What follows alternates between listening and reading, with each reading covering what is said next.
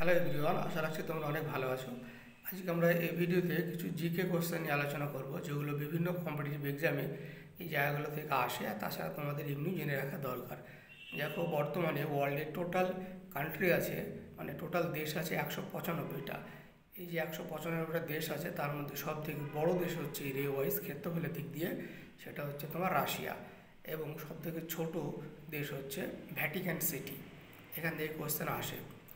এবং ওয়ার্ল্ডের total population 2025-এর data অনুসারে প্রায় 8.2 বিলিয়ন, মানে 820 কোটির আশেপাশে ওয়ার্ল্ডের টোটাল এখন জনসংখ্যা আছে।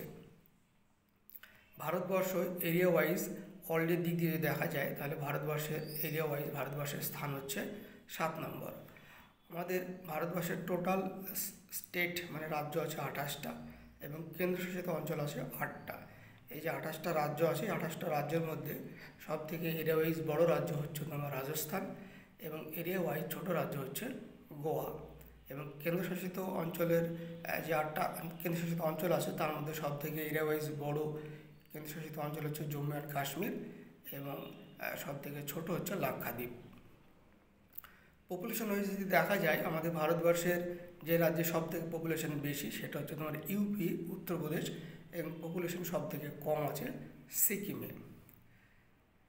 দেখো, এই মোমেন্টে ভারতবর্ষের যে টোটাল পপুলেশন সেটা হচ্ছে 1.46 বিলিয়ন, মানে প্রায় 146 কোটির আশেপাশে।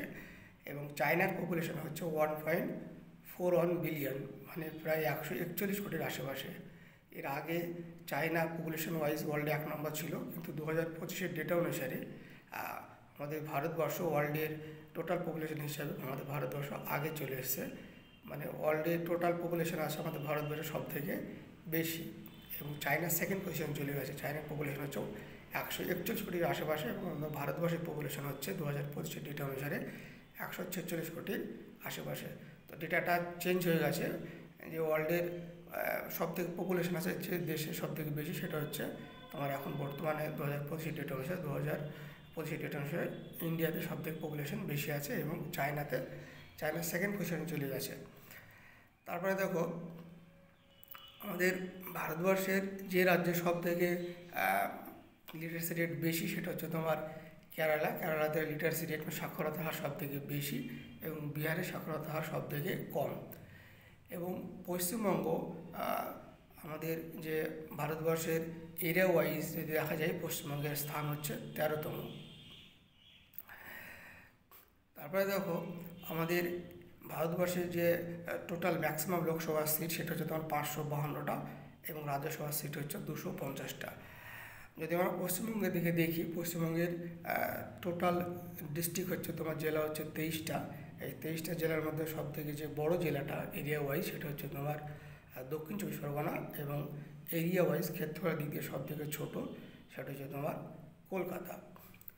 তারপর যদি পপুলেশন দিকে যদি দেখি আমরা, জনসংখ্যা সব থেকে বেশি হচ্ছে তোমার উত্তর চব্বিশ পরগনাতে, এবং জনসংখ্যা সব থেকে কম সেটা হচ্ছে তোমার দক্ষিণ দিনাজপুরে।